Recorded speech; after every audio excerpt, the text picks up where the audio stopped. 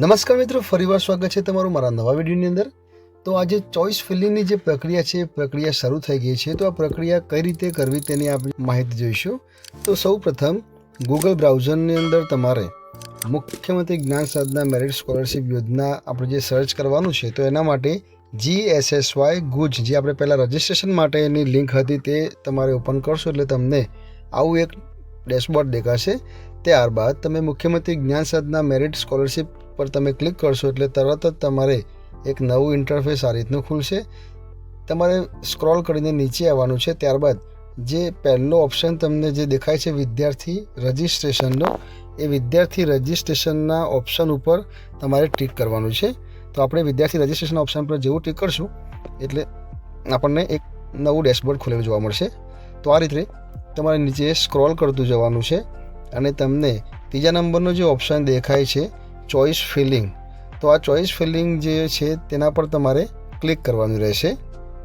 જેવું આપણે ક્લિક કરીશું એવું તરત જ આ રીતનું ડેશબોર્ડ ખુલશે। ત્યાં સ્ટુડન્ટ લોગિનનું ઓપ્શન તમને જોવા મળશે। તો અહીંયા તમારે શું કરવાનું, તો સ્ટુડન્ટ આઈડી જે છે એટલે કે વિદ્યાર્થીનો આધાર ડાયસ નંબર હોય, જે વિદ્યાર્થીઓના નામ યાદીમાં હશે તે વિદ્યાર્થીઓનો આધાર ડાયસ નંબર એ જ સ્ટુડન્ટની આઈડી કહેવાય છે।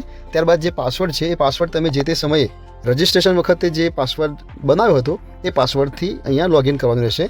તો હું અહીંયા લોગિન કરી લઉં છું। તો તમે પણ તમારા વિદ્યાર્થીઓનો આઈડી પાસવર્ડથી લોગિન કરશો એટલે તરત જ તમારી સામે આ રીતનું એક ડેશબોર્ડ ખુલશે, જેમાં વિદ્યાર્થીની સંપૂર્ણ માહિતી આવી જશે કે વિદ્યાર્થીનું આઈડી, વિદ્યાર્થીનું પૂરેપૂરું નામ, ત્યારબાદ વિદ્યાર્થીની જન્મ તારીખ છે, વિદ્યાર્થીની ઉંમર, વિદ્યાર્થીની જેન્ડર, કઈ કેટેગરીમાંથી આવે છે, કયા ધોરણમાં અભ્યાસ કરે છે, તે શારીરિક અપંગતા ધરાવે છે કે નહીં, તેને કેટલા ગુણ મેળવેલા છે। તો આવી રીતે વિદ્યાર્થીની સંપૂર્ણ માહિતી અહીંયા જોવા મળે છે। ત્યારબાદ તમે જુઓ નીચે એલિજિબલ સ્કીમ, કઈ સ્કીમ વિદ્યાર્થીને મળવાપાત્ર થાય, તો મુખ્યમંત્રી Gyan Setu merit scholarship, Raksha Shakti school, Gyan Shakti residential school of excellence, Eklavya model residential school અને Swami Vivekananda Gyan Shakti tribal resident school of excellence. તો આ માહિતી મેળવ્યા પછી આપણે વિદ્યાર્થીની કઈ શાળામાં પ્રવેશ મેળવવો છે તેના માટેની આગળની પ્રક્રિયા આપણે જોઈએ। ત્યારબાદ તમે જેમ નીચે સ્ક્રોલ કરશો તેમ તમને જોવા મળશે choice feeling available schools of. તો અહીં જે વિદ્યાર્થી છે વિદ્યાર્થીને 101 સ્કૂલ્સના ઓપ્શન મળે છે, જે તમે જોઈ શકો છો।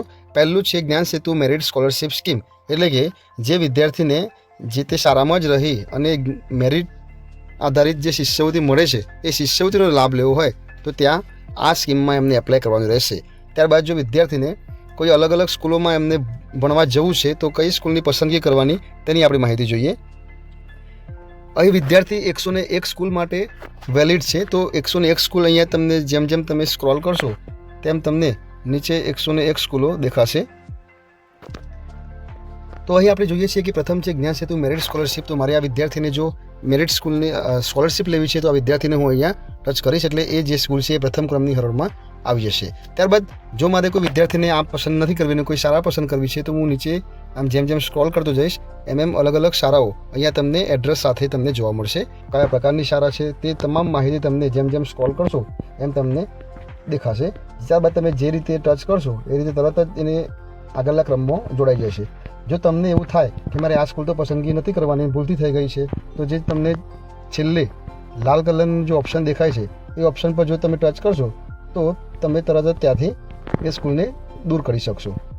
જેવી રીતે આપણે અહીંયા આ સ્કૂલની પસંદગી આપણે નથી કરવાની પણ થઈ ગઈ છે તો આપણે ત્યાં લાલ ઉપર ટચ કરીએ એટલે તરત જ ત્યાંથી નીકળી જશે। ઉપર નીચે કરવા માગતા હોય ક્રમ તો આ ઉપર નીચે થઈ જાય, નીચે લાવવા માગતા હોય તો એને નીચે લાવી દેવાનો, તેવી રીતે ઓપ્શનો આવેલા છે। તો બાજુમાંથી જે લિસ્ટ દેખાય છે એ લિસ્ટમાંથી તમારે સ્કૂલોનો ક્રમ આપી તમારે પસંદગી કરવાની છે। ત્યારબાદ ઉપર નીચે કરવી હોય તો આ ઓપ્શનથી તમે ઉપર નીચે કરી શકો છો। ત્યારબાદ જો રિમૂવ કરવી હોય તો જે છેલ્લું ખાનું છે લાલ કલરનું તો ત્યાં તમે ટચ કરીને શાળા રિમૂવ કરી શકો છો। જેમ કે હું અહીંયા આ નંબરની સ્કૂલ મારે કાઢવી છે તો હું અહીંયા આ રેડ કલરનું જે એરો છે ત્યાં ટચ કરીશ તો હવે મારે જ્ઞાન સેતુ મેરિટ સ્કોલરશિપ સ્કીમ જ રહેશે।